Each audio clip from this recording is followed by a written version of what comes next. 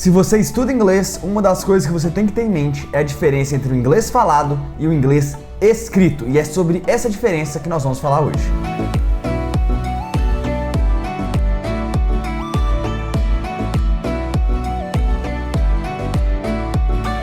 Hey guys, how's it going? Aqui é o Lucas Gilbert e hoje nós vamos falar sobre a diferença do inglês falado para o inglês escrito. Sim, tratam-se de duas linguagens completamente diferentes e a gente precisa ter isso na cabeça na hora de estudar inglês, porque uma coisa é estudar inglês escrito, outra coisa é estudar o inglês falado. Uma das coisas que eu mais escuto é: Lucas, eu não consigo entender quando essas pessoas falam inglês, eu não consigo entender esse tipo de texto. E essa é a diferença do inglês falado para o inglês escrito. Nem sempre quando a gente está craque em um tipo, a gente consegue entender 100% do outro. Então preste atenção para você entender a melhor forma de estudar esses dois tipos. Mas falando aí de inglês falado, inglês escrito, vamos falar também de inglês inscrito, que é o que você tem que estar aqui no canal. Então, se você ainda não é inscrito no canal, eu quero te convidar para clicar aqui embaixo no botãozinho inscrever-se, clica lá, se torna um inscrito aqui do canal. Eu tenho certeza que vai te ajudar muito na sua jornada rumo à fluência do inglês, e também ativa o sininho das notificações, porque esse sininho vai te avisar sempre que tiver vídeo novo aqui no canal. Então vamos lá, inglês falado e inglês escrito. A primeira coisa que a gente tem que ter consciência é que eles treinam, eles praticam duas habilidades diferentes do inglês. Obviamente, porque o inglês falado, ele pratica o seu listening, ou seja, a sua escuta, quando você está tentando entender o inglês falado, e o inglês escrito, ele treina o seu reading. Você vai estar lendo quando quiser entender o inglês escrito. E qual que é a grande diferença entre o listening e o reading? A diferença é o tempo que você tem para a compreensão de um conteúdo. Quando nós estamos escutando alguém falar, nós estamos praticando o listening. O tempo que nós temos para compreender aquela mensagem que a pessoa está nos passando, ele é bem menor, ele é enxuto. Por quê? Porque não tem como a gente dar pausa no cara falando. Simplesmente a gente tem que conseguir acompanhar o que ele está falando no ritmo de fala dele. Já quando a gente está no reading, a gente está lendo um conteúdo, a gente pode ler no nosso ritmo. Inclusive, quando a gente não entende alguma coisa que a gente está lendo, a gente pode ler de novo, pode ler quantas vezes quiser, pode inclusive parar de ler e procurar uma palavra no dicionário. Nós decidimos o tempo que nós vamos gastar para ler alguma coisa em inglês. Para escutar, o tempo não depende da gente, depende de quem está falando. E isso faz, geralmente, o inglês escrito ser muito mais fácil de compreender do que o inglês falado. E tem mais um motivo para isso. E a primeira coisa que a gente pensa é: o falado é mais fácil, afinal, frases mais curtas, mais informal, essa coisa de muito formalismo normalmente é mais difícil, certo? Errado nesse caso. Por quê? Porque quando a gente estuda um idioma estrangeiro, o inglês, nós aprendemos o inglês formal, a gente aprende o inglês direitinho, bonitinho. Então a gente, por exemplo, aprende a formular uma pergunta da forma certinha, da forma completa. Então, por exemplo, uma pergunta: você vai vir? Em inglês eu perguntaria: Are you coming? Are you coming? A gente tem que inverter o verbo to be, coloca o are na frente, aquele negócio todo. No inglês falado, que é o inglês mais informal, muitas vezes você vai ouvir you coming?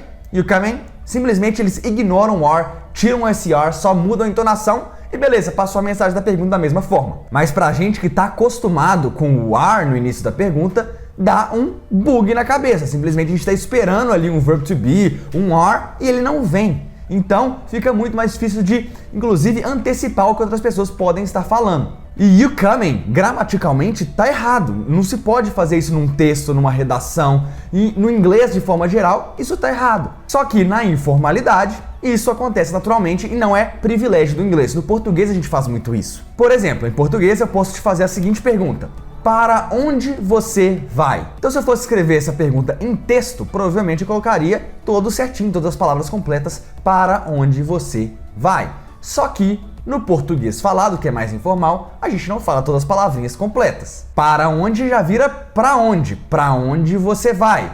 E aí vira para onde você vai? Não tem nem o pra, vira pá. E aí você tira o pra e fica só onde você vai. E aqui em Minas é um pouco diferente. A gente não fala mais onde você vai, a gente fala onde você vai. Ou melhor, a gente fala on você vai.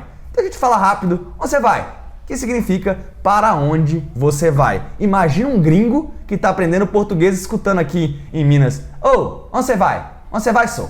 Se você é gringo e está escutando isso, não venha para Minas Gerais aprender português. Uma próxima grande diferença que existe do inglês falado para o inglês escrito é o chamado de connected speech. O que é isso? Quando a gente está falando inglês, para trazer mais naturalidade à fala, muitas vezes a gente junta duas ou mais palavras. A gente pronuncia 2, 3, 4 palavras como se fosse uma só, para falar mais rápido e mais natural mesmo. Por exemplo, a pergunta qual é o nome dela? Nós em inglês perguntaríamos de forma completa What is her name? No Connected Speech, a gente simplesmente junta a maioria das coisas e o what is vira what is, que vira what's. O her vira simplesmente E name continua name mesmo. Então a gente fala what's her name? What's her name? Olha só. What's her name? What's her name? Que significa what is her name? Muito mais difícil entender no inglês falado do que você ler a pergunta what is her name numa folha de papel. Outra coisa que diferencia muito o inglês falado do inglês escrito é a origem das palavras, por incrível que pareça. Principalmente quando a gente está falando de escritas mais formais, de artigos acadêmicos, redações, esse tipo de coisa. Porque o inglês tem origem principalmente anglo-saxã, misturada com germânica, é dali que vem as principais palavras da língua inglesa. Só que, com o tempo, foram surgindo novas palavras, principalmente que vieram do latim. Tem muita palavra de origem latina no inglês que a gente nem percebe. Algumas vêm mais diretamente do francês, como café, que é cafeteria, e é uma das únicas palavras em inglês que tem acento, porque na verdade ela é de origem francesa, de origem latina. E o que acontece? No inglês, as palavras de origem latina geralmente são menos usadas, logo muitas vezes consideradas mais formais. É mais esquisito a gente usar numa conversa, mas num texto acadêmico fica bonitão, fica chique. Só que o português, ele vem do latim. Então muitas palavras formais e menos usadas em inglês parecem com as nossas palavras em português. Por exemplo, a palavra arma, que a gente atira, sabe? Então, arma em inglês se diz weapon, mas tem como você chamar arma de arm mesmo. Da mesma forma que tem braço, que é arm, arm também pode ser arma, armamento. Pra gente, arm faz muito mais sentido que weapon, mas é muito estranho, é muito difícil alguém falar arm, normalmente vai ser weapon mesmo. A mesma coisa vale pra palavra conversar, que em inglês se diz talk, to talk, mas que também poderia ser to converse. E converse e conversar parece muito mais, mas converse é muito menos usado e é muito mais formal. Mesma coisa para dizer habilidade em inglês, a palavra mais usada seria skill, só que existe também a palavra ability. Ability e habilidade é quase a mesma coisa, mas você geralmente vai ouvir nativos dizerem skill e não ability. A próxima diferença são as reductions. O que são reductions? É quando a gente tem duas ou mais palavras e a gente junta ela e reduz a uma palavra só. Isso no inglês falado, porque no inglês escrito a gente escreve tudo separado mesmo. Por exemplo, a expressão going to, que geralmente indica futuro, no inglês falado se diz gonna. Então, se eu quiser dizer eu vou viajar para Paris mês que vem, eu poderia dizer mais formalmente, eu escreveria da seguinte forma: I am going to travel to Paris next month. Enquanto no inglês falado vira I'm gonna travel to Paris next month. Olha só, o gonna é muito mais rápido de falar, mas é informal e a gente geralmente não estuda isso quando a gente está estudando ali a diferença entre o will e o going to, por exemplo. Mesma coisa vale pro want to, que vira wanna. Então, tipo, I want to play soccer, eu quero jogar futebol, vira I wanna play soccer. Muito mais rápido e muito diferente do que a gente está acostumado. E pra terminar, tem um que é pior ainda, que é o have to. É você tem que fazer alguma coisa, tipo, I have to wash my clothes. Eu tenho que lavar as minhas roupas. O have to vira got to informalmente, que inclusive depois, mais informal ainda, em forma de reduction, vira gotta. Então a gente diria I gotta wash my clothes. Significa eu tenho que lavar as minhas roupas.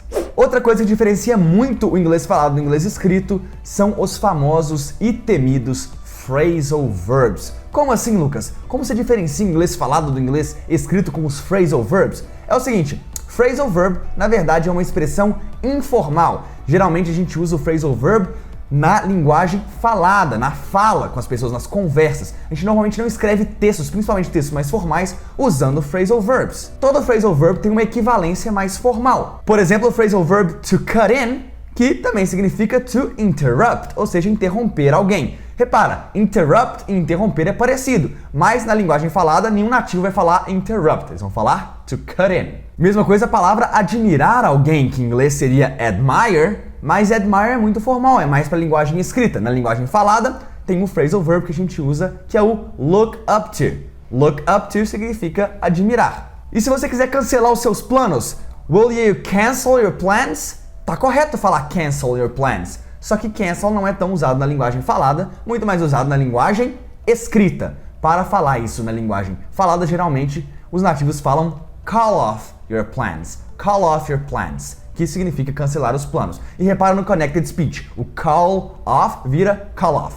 Call off, uma palavra só que a gente junta a pronúncia delas. E para terminar, nós temos as famosas gírias, as nossas slangs. Inclusive, eu fiz um vídeo, clica aqui em cima, sobre gírias em inglês, e as gírias sempre dificultam a compreensão de qualquer não nativo no idioma. A mesma coisa vale pro português. Imagina um gringo chegando aqui e a gente falando mano, véi, tipo, bah, tri, não sei o que vocês falam aí não, mas tem um tanto de gíria que a gente usa em português que o gringo ia chegar aqui e falar: isso aí não estava no meu livro de português, não. E para piorar, tem regionalismos. Então não é só uma gíria que vale para o país inteiro, porque no sul é de um jeito, é o bah, é o tri, aqui em Minas é sou, uai, em São Paulo é meu, na Bahia eles também têm as gírias lá, também não sei as gírias baianas. Então é o seguinte, me fala de que lugar que você é aqui nos comentários e me fala quais são as principais gírias da sua região que só são famosas ali no seu estado. Imagina um gringo chegando lá e tendo que aprendê-las também. Um dos casos de regionalismos é a expressão ain't, que é muito usado no inglês, principalmente americano, ali do sul dos Estados Unidos. Eu até fiz um vídeo sobre isso, vou deixar aqui também, ou aqui em cima na descrição, vou deixar o vídeo pra vocês, que a gente vê muito em filmes, em séries, só que é completamente informal e a gente não pode usar o ain't na escrita. Então, esse é um outro exemplo que brasileiro chega pra falar inglês, pra entender inglês, alguém coloca um ain't na frase e simplesmente você fala: oi? Ain't o quê? Não tava no meu livro de inglês, não, na minha apostila 3 do inglês não tinha esse ain't aí, não. Então é isso, essas são as principais diferenças entre o inglês falado e o inglês escrito. É muito importante ter isso em mente para você conseguir sempre flutuar entre os dois tipos de inglês, porque são linguagens diferentes, mas para você ficar fluente, você precisa ter domínio de ambas as linguagens, tanto na hora de escrever quanto na hora de falar inglês. E se você gostou desse vídeo, eu vou te pedir para deixar um joinha aqui embaixo, deixa o like no vídeo, que é dessa forma que eu vou saber que você gostou do conteúdo, que você está gostando desse tipo de conteúdo, que todas essas aulas estão te ajudando, e isso me motiva, inclusive, a fazer mais aulas para vocês todas as semanas. Então deixa o like aí, se você ainda não é inscrito no canal, não perde essa oportunidade, não vai doer nada, é 1 segundo, só coloca o dedinho aí, inscrever-se, vocês já viram um inscrito aqui do canal, faz parte da nossa comunidade, ativa o sininho também das notificações, e para ter acesso ainda a mais conteúdo, eu quero te convidar para me seguir lá no Instagram, @lucasgilbertoficial. Me segue lá que tem conteúdo diário, tem muita interação nos stories, é bacana pra caramba, é outro lugar muito bom para você aprender inglês e desenvolver esse idioma maravilhoso. Então me segue lá, @lucasgilbertoficial, and I see you later.